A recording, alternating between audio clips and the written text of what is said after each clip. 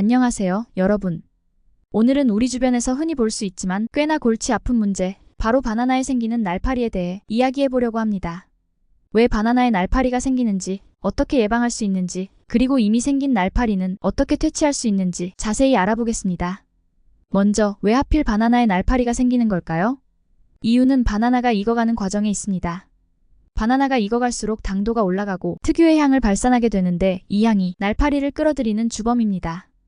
과학적으로 설명하자면 바나나가 익으면서 에틸렌 가스를 방출하는데 이 가스가 과일의 숙성을 촉진하고 동시에 날파리를 유인하는 역할을 합니다.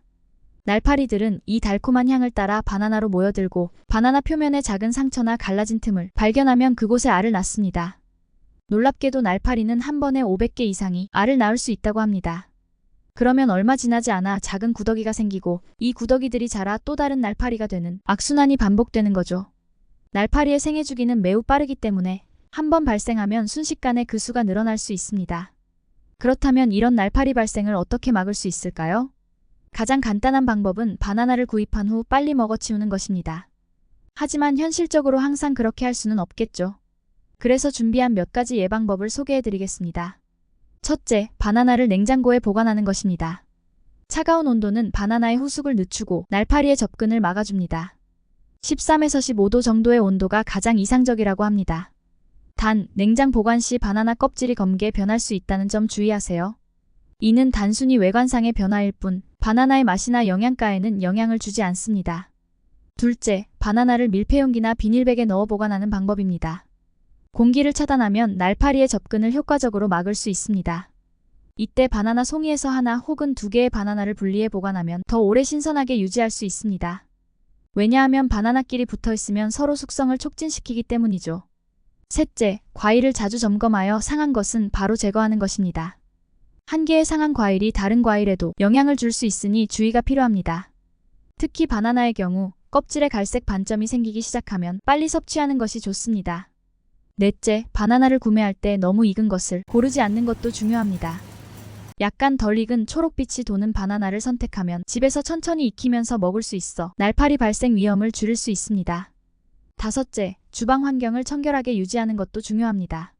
싱크대나 쓰레기통 주변을 자주 청소하고 과일 찌꺼기를 오래 방치하지 않도록 합니다. 하지만 이미 날파리가 생겼다면 어떻게 해야 할까요? 걱정 마세요. 효과적인 퇴치 방법들을 소개해 드리겠습니다. 첫 번째 방법은 사과 식초 트랩입니다. 그릇에 사과 식초를 조금 붓고 주방 세제를 몇 방울 떨어뜨리세요. 날파리들이 이 향에 끌려 들어왔다가 빠져나가지 못하고 익사하게 됩니다. 이 방법이 효과적인 이유는 사과 식초의 향이 과일의 향과 비슷해 날파리를 유인하기 때문입니다. 두 번째는 와인 트랩입니다. 레드 와인을 이용해 같은 방식으로 트랩을 만들 수 있습니다. 와인의 향이 날파리를 유인하는 데 효과적이죠. 특히 와인에 약간의 설탕을 섞으면 더 강력한 유인 효과를 볼 수 있습니다. 세 번째로 과일 트랩도 있습니다. 익은 과일을 용기에 넣고 랩을 씌운 후 작은 구멍을 뚫어두세요. 날파리들이 구멍으로 들어갔다가 나오지 못하게 됩니다. 이 방법은 환경 친화적이며 집에 있는 재료로 쉽게 만들 수 있다는 장점이 있습니다. 네 번째로 허브를 활용하는 방법이 있습니다. 바카, 라벤더, 유칼립투스 등의 허브는 날파리가 싫어하는 향을 가지고 있어 자연스럽게 쫓아낼 수 있습니다. 이 허브들을 주방에 두거나 에센셜 오일을 이용해 방향제를 만들어 사용해보세요. 다섯째, 천연 스프레이를 만들어 사용할 수 있습니다. 물과 레몬 주스를 11 비율로 섞어 스프레이통에 넣고 날파리가 자주 나타나는 곳에 뿌려주세요. 레몬의 신향이 날파리를 쫓아내는 데 효과적입니다. 마지막으로 상업용 포충기를 사용하는 것도 좋은 방법입니다. 효과가 확실하지만 비용이 들 수 있다는 단점이 있죠. 하지만 심각한 날파리 문제에 시달리고 있다면 고려해 볼 만한 옵션입니다. 지금까지 바나나에 생기는 날파리의 원인과 예방법, 그리고 퇴치 방법에 대해 알아보았습니다.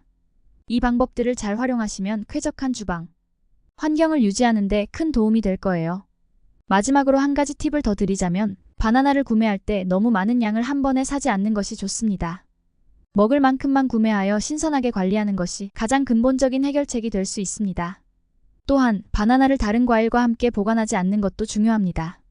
바나나에서 나오는 에틸렌 가스가 다른 과일의 숙성을 촉진시킬 수 있기 때문입니다.